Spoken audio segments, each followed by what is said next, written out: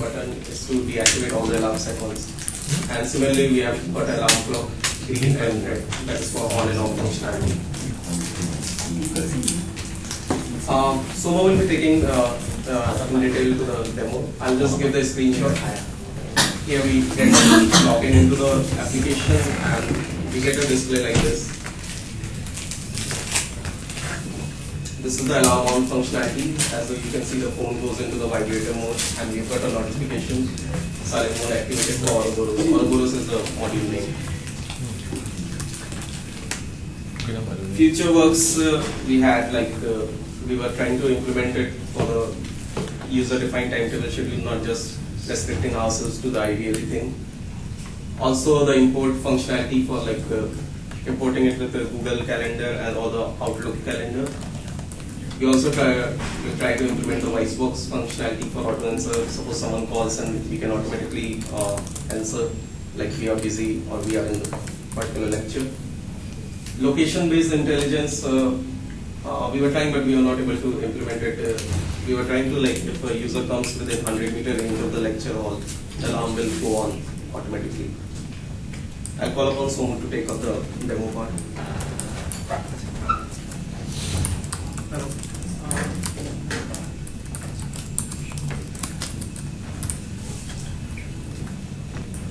This is the screenshot of the app emulator. So when you do this get IVL data, it will log in, give you an access to the IVL.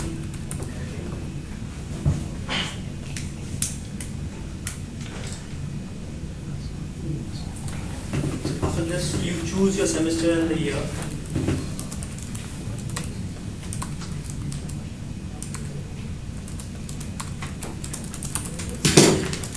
So this is the timetable.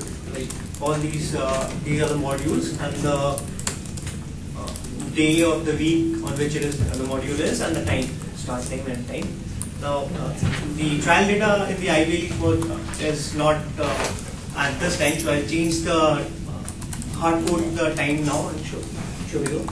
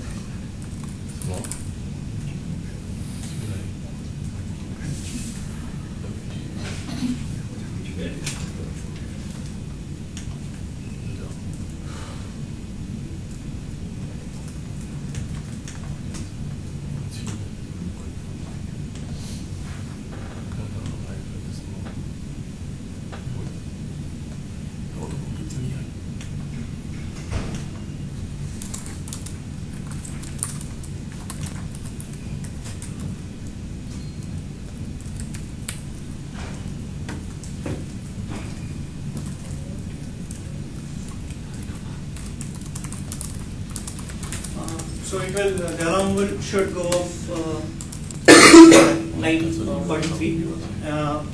In the meantime, I'll tell you about the implementation. It's like for persistence, we have used file only, internal file. We are storing the IVL. We are getting the JSON file from IVL and storing it as an internal file.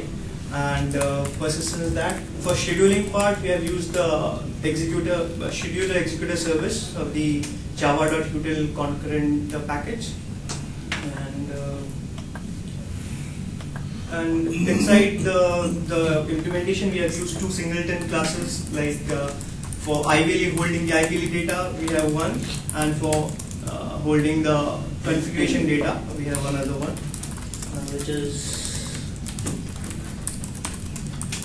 the IVL helper, which is taking care of all the connections with the IVL and passing the JSON file and all.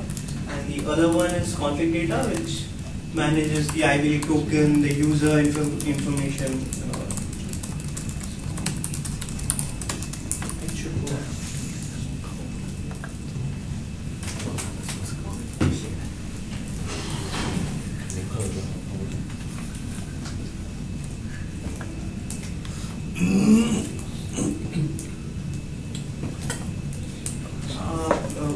about the location thing, we were thinking of like when we click on each individual module, there will be an option of just marking it like, yeah, you are in the class, mark this location as inside the classroom.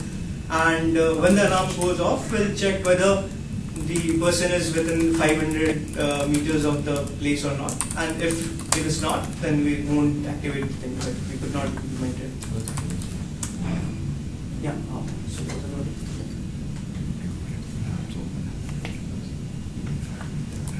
And this will automatically go off at 45.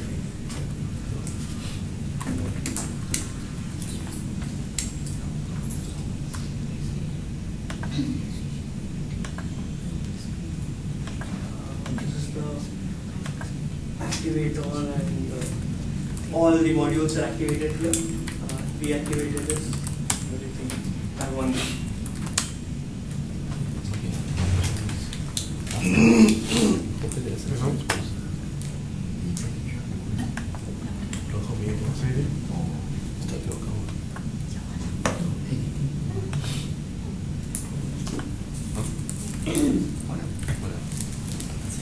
Sorry, how do you guys store data again? You said the persistence is file-based persistence, is it? In the program itself, would you guys use a list, or what do you guys use to sort of locate the data in the system itself? As in, when you take the data from the file, right? You store it in a list, or array, or list. It's an array list. And for the scheduling part, like when I'm activating one thing, one of the modules, I'm using keeping the handle for the scheduler in a hash map with the module key, module code as the key. So when I'm trying to deactivate it, I need that key to retrieve the handle, cancel the schedule. Like I'm activating, we are using 2 threads.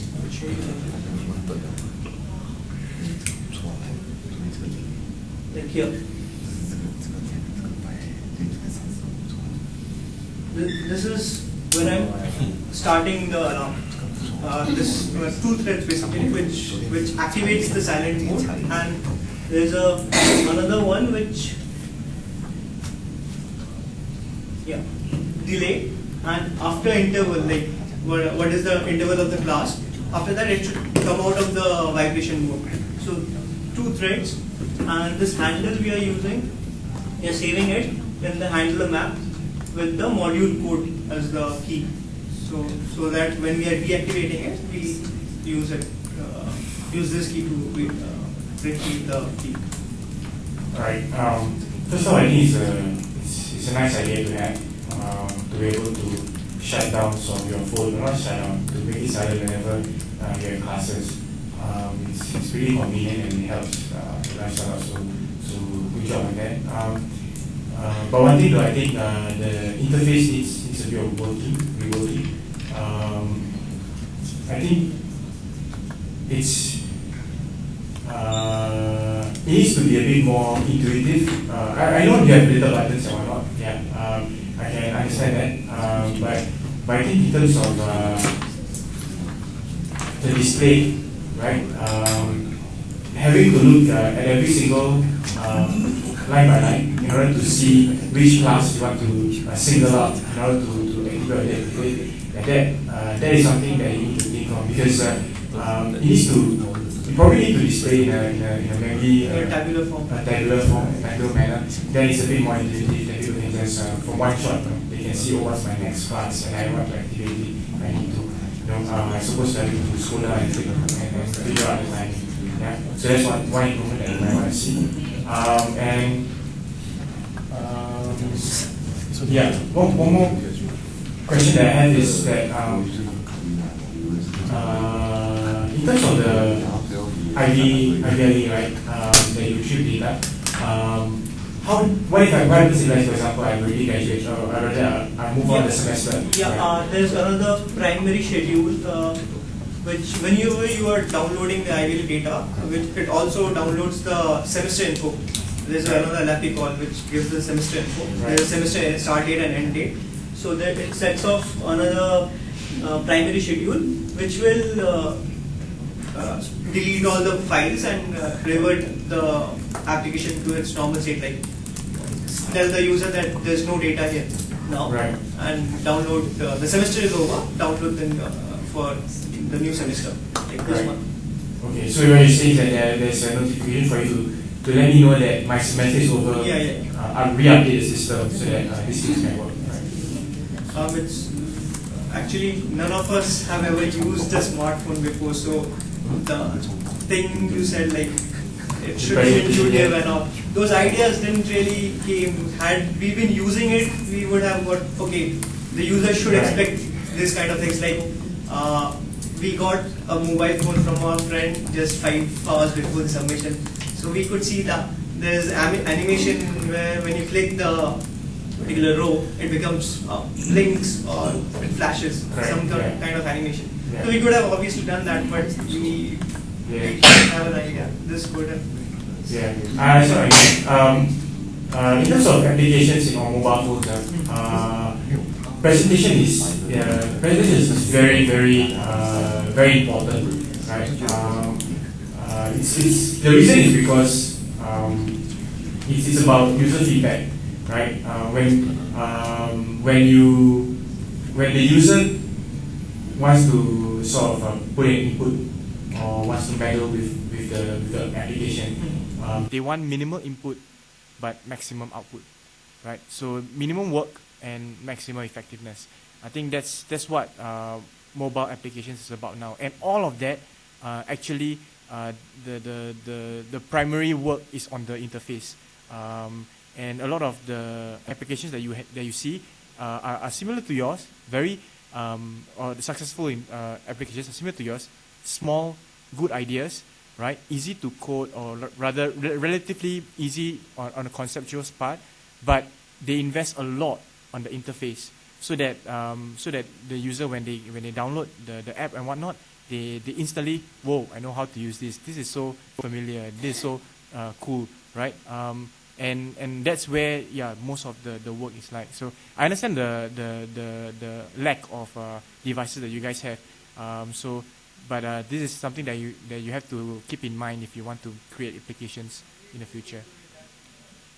Cool. Yeah. Can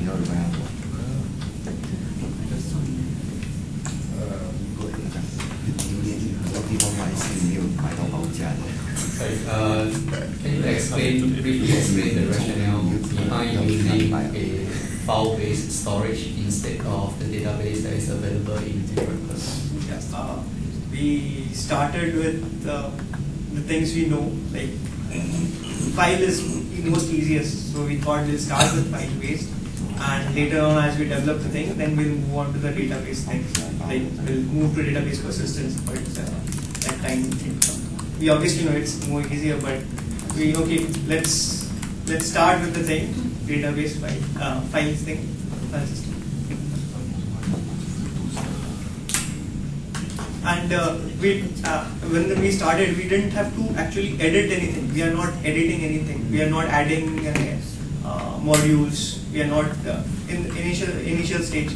So file-based system was okay till that stage. We are not editing anything. We are just retrieving whatever we are.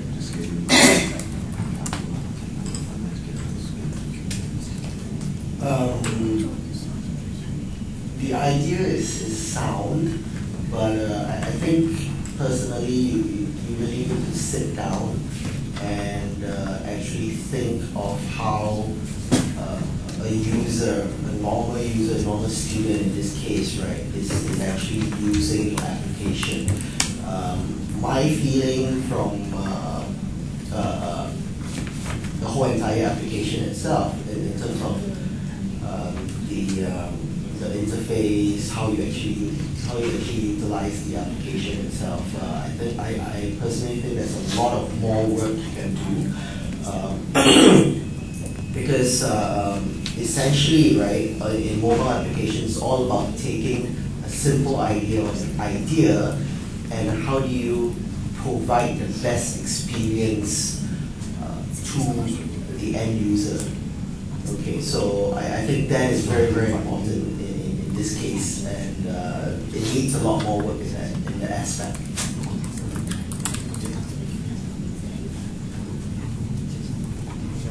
That's all. I'm done. Yep, you're good. Okay. Thanks, guys. Good job.